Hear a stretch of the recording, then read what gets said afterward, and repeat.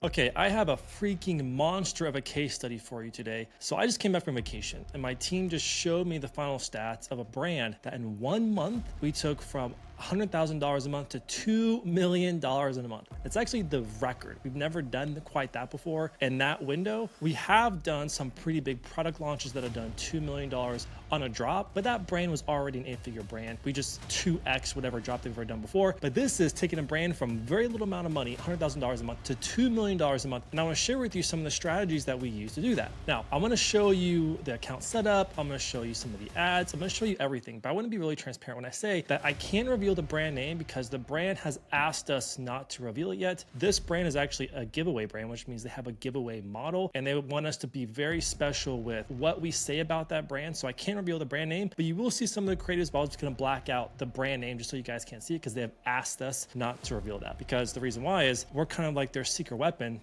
taking them from $100,000 a month to $2 million a month in a short time span. I can appreciate that feeling as well. All right, so let's dive in. Let me show you how this went down. All right, so here's the receipts, for example. And this brand came to us, just some context, might be interesting to you guys. When they came to us, this was actually back in February. He was just getting ready to launch this brand, didn't have a whole lot of traction. We had talked, we did a plan for them. They decided to go with someone else. Well, they're with that other agency for less than a month. And in that month, that agency, how they were running their campaigns, they're actually losing $1,000 a day, just for that context. So to show you something before, when they came back to us and they said, hey, we should have went with you guys to begin with. Things are not going really great right now. We're literally losing $1,000 a day with how things are going. So when they came to us, we looked, we said, okay, yeah, so you're spending $177,000 a month, but you've only made $140,000 a month. And over 30 days, that means you are losing $1,000 a day right now. And when we looked in the account, it was just a massive nightmare. So if you've been watching any of my videos for any length of time, you would know that I'm a huge fan of what's called the minimum viable funnel. The reason why is because we believe in keeping the most amount of budget through the fewest amount of campaigns you actually need. Now, I'm not saying it has to be one campaign. I'm not saying it has to be two. I'm just saying the minimum amount of campaigns you absolutely need to hit your business objectives. And when we looked into this account, they were literally running 30 plus campaigns. It was crazy. They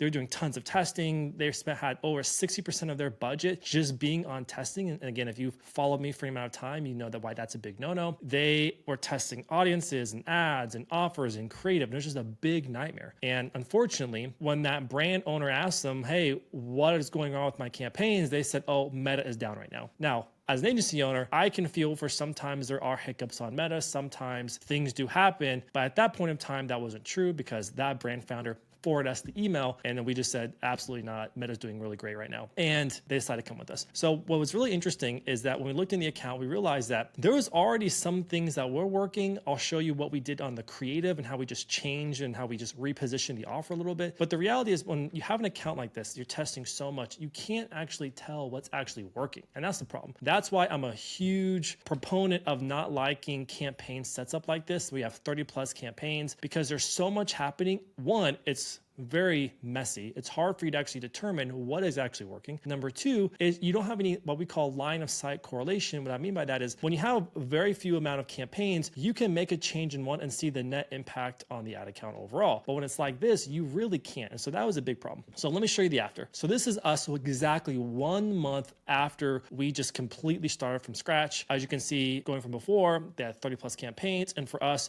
we literally were only running 4 campaigns. Now, I want to be very clear when I say that if you consolidate your ad account, if you're watching this, things are not going to magically just be amazing. It is an improvement. It does help performance and stability, but it's not the silver bullet that is going to make everything magically work. No, that's creative, that's offers, which is what we did on this account. We just really changed up the creative, really changed up the offers. And then our account consolidation was also a big proponent of that. And then in each of those campaigns, and then inside of those campaigns, we used the fewest amount of ad sets we absolutely needed to be successful. Now, the good part is when you're spending this much amount of money, pretty much every ad set is going to get outside the learning phase. If you watched any videos of mine for a while, you know that I'm also a big proponent to make sure you're getting the max amount of conversions you can within that ad set and campaign so it's out of the learning phase. And just a recap, getting outside the learning phase doesn't magically mean your CPAs are going to cut in half and doesn't mean you're going to be profitable. It just means you've reached the realm of stability. And that's what happened in this account to where the CPAs would fluctuate up or down $5 depending on the creative. And that's what we wanted. We wanted stability. And the good part is, as you can see, in 1 month going back before, they're spending $170,000 a month. And in 1 month, we got nearly to $1 million a month in spend. When you're spending that much amount of money, pretty much everything you do can get out of the learning phase. giveaways. So in this case, we just really focused on creative and really focused on making the right decisions and scaling decisions. Now, a few things I want us to understand are what were the big impacts? What were the things that magically changed this account? Well, the first thing you have to understand is this is a giveaway brand. And so what a giveaway brand is, it's a brand whose business model is they will give things away for something in return. Meaning some brands do a giveaway that for every $1 you spend on a store, you could enter it into this giveaway. Other brands do that if you enter your email address and phone number, you get entered in to win this prize and they give people a discount at the end of it. This giveaway brand actually gives a vehicle away. So every $1 someone spends, they get entered into that giveaway. So because we know this business model, we've done it before, we knew what we had to change. And that was probably a big success factor for us because we've worked in this industry before, in these niches, in these types of brands before. We know what the big levers are to get that kind of success. So what were they? Well, the first one was just spend efficiency. I teased this already.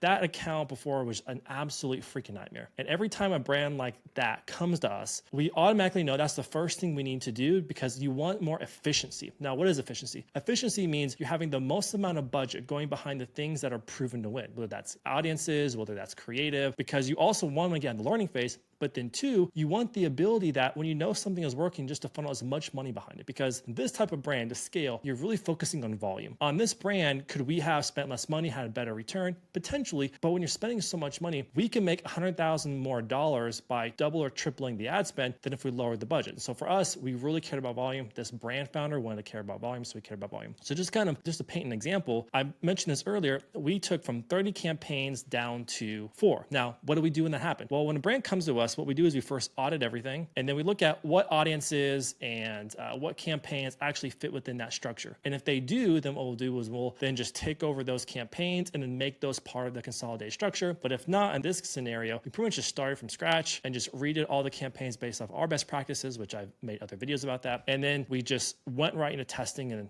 the good part here is right out of the gate, we found stuff that worked and we just scaled the crap out of it. The biggest lever here is probably creative strategy and offers. But I'm gonna talk about creative strategy for a second.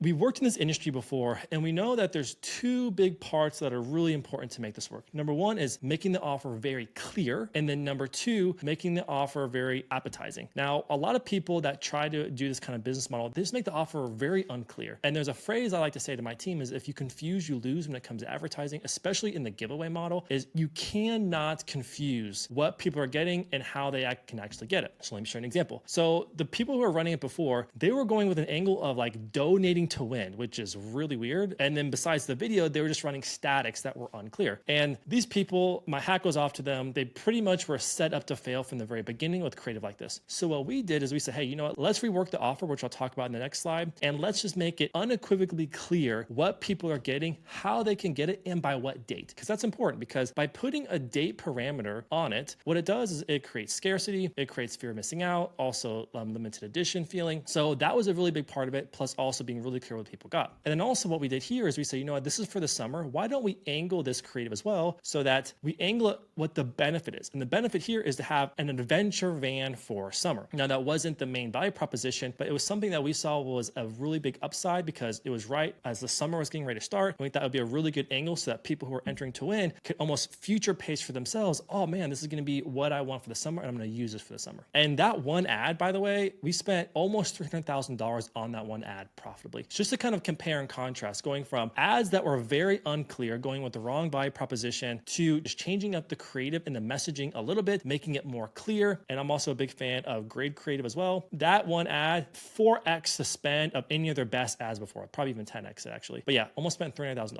Okay, so the last one is just repackaging the offer strategy. This is what I want to talk about right here, is offer is everything. Because if you're scrolling through Meta, advertising on Meta is disruptive in nature. So what that means is you have to really get people's attention. You've heard that before. And focusing on this hook of just donating to win, no one wants to donate to win. No one wants to donate any money, right? You go to Walmart and they ask you, hey, do you want to round up your dollar to donate to this cause? They've done statistics on that, and like 80% of people don't ever take advantage of it, right? However, this one is different. Win this adventure van on May 31st. So we're telling them what they can get before even telling them how to get it. This is saying, hey, I want something from you. And this one is saying, here is something for you. And then they click it and then they learn the instructions on how they're going to do it. For every $1 you spend, get you entered into this kind of giveaway. And that's really important is we took this exact same offer, changed up the wording, but also went first with what is in it for them. And what's in it for them is winning this thing. And then after the matter, then we told them how they can do that. So that was the case study. Those are the three main things we did. Now, besides amazing media buying and amazing decision-making throughout that 30-day period, those three things work across every industry, across every brand. And 9 times out of 10, when brands come to us, we're really focusing on those three things. The big part is what offer strategy can we change up? Also, what positioning can we change up? The creative strategy is a massive part of it. And also just how we make decisions in the ad account. That's a big part of it. Now, I've made other videos about this of how we make decisions, what metrics we look at. So if you want to interested in that, go check out my video on what metrics we look at to scale, because that's also a big part of knowing, are you actually making money or not? All right, by the way, guys, I just want to let you know that we also have other videos about this topic, but I just started a mentoring group. Me and my agency, we have high performance growth services for brands. And for years, brands have been asking us, hey, can you do an internal mentorship? And we just did that. So if you're interested, look at the description below, watch my video, and I hope to see you on the inside.